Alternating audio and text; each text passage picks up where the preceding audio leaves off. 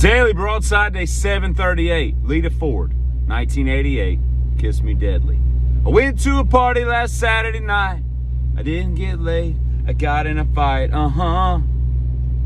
It ain't no big thing. Now here's my question. All right.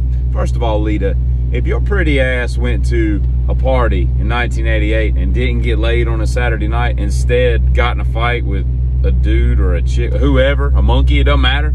That's your fault. That's on you. Because other than a couple crooked teeth, you were smoking, banging hot back in 1988. So I imagine you could have gotten laid at any drop of the hat. You know what I'm saying? At any point in the evening. While we're talking about parties, man, I was watching the Duality video from Slipknot because I was trying to remember what the backstory of it was. And it was basically they go to Des Moines, Iowa, where Slipknot was from, and they get these people who are getting ready to renovate their house, and they're like, hey, can we film a video here? And so they invite all these hardcore Slipknot fans from the early days to descend upon this house, and they destroy everything in it, right? I think the Roadrunner Records, whoever financed it, they gave them like 50 grand for the troubles, but they pretty much destroyed this house, right?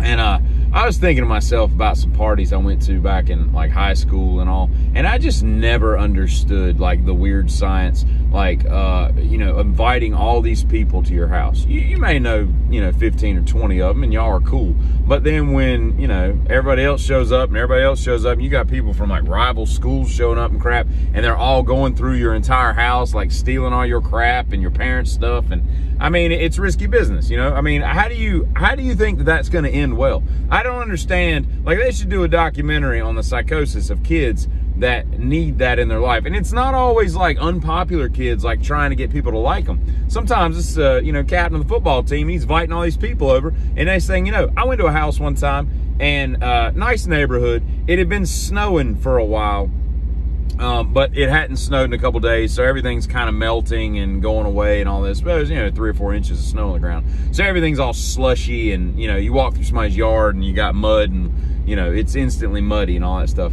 And I go in this house, and I swear to you, you know, probably a 2,600 square foot house. There had to be no less than 300 people in this house. Like, I don't know how the floor joist didn't just buckle just by looking at all these people.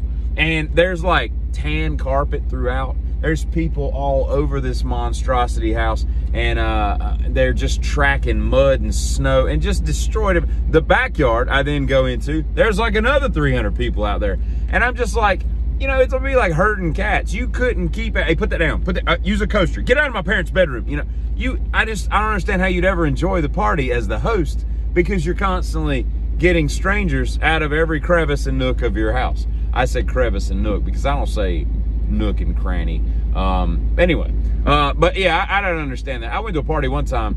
I didn't get laid. I got in a fight. No, I went to a party one time, and I learned that evening that me and I can't remember if it was 1 or 2 of my friends, can pick up a VW Beetle. It was parked in like a detached garage, or outside the detached garage, and we took it facing the garage, and we turned it sideways to where it was right up against 2 chain link fences. And it lived at the house. Like, it was like belonged to the parents who weren't there, who were sadly away for the weekend. And, you know, they would have come home and been like, who the hell put my dang Super Beetle sideways, you know? And, but yeah, you can just pick up, and the bumper's like made for holding. You can just we just kind of picked it up, moved it a foot, and picked it up, moved it a foot. They don't weigh that much, really. I mean, they weigh a lot, but not when you're picking them up like that. But, I mean, that's the kind of dumb crap that kids do. And I was like 15, you know? I also saw a kid drink, you know, most of, or a good swig of a bottle of dip spit that evening, and I was like, that can't be good. But anyway, that's what you get when you mix parties and 15-year-olds dipping. Little known fact, just so you can put this in your pipe and smoke it if you ever have kids and you know, you need this in your life. I don't know, maybe you do, maybe you don't. You can get one of those bags.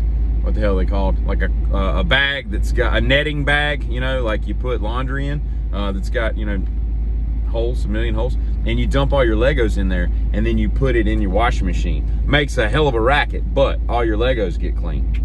And, you know, just make sure you use the bag, because otherwise you're gonna be picking those things up out of there for mostly forever. But yeah, so between Legos and Lita, you know, that's kind of where we're at today. Oh, and I'll tell you one other thing. I went to a really nice restaurant about, I guess it was last remember if it was last Sunday or Monday. It was right before I left for Savannah. I go out with some friends, and we go to this nice restaurant I've been wanting to go for forever. I just forget it's there. So we finally show up, and I got this nice chicken dish, and it was on like a bed of mashed potatoes and corn. Well, I'm thinking mashed potatoes and corn. No. They blew my mind. I'll never eat mashed potatoes, which mashed potatoes is slowly, it's 6 or 7, but it's slowly creeping up into the top 5 favorite foods of all time. I mean, it's rare to have mashed potatoes and go, blech. Yeah, that's B-L-E-C-H is what I just spelled. It's just hard to have bad mashed potatoes. And the lumpier, the better. You make them with red new potatoes. Kill me now. But anyway, I get the plate out, and I'm like, where's the corn? It's cream corn mixed into the mashed potatoes.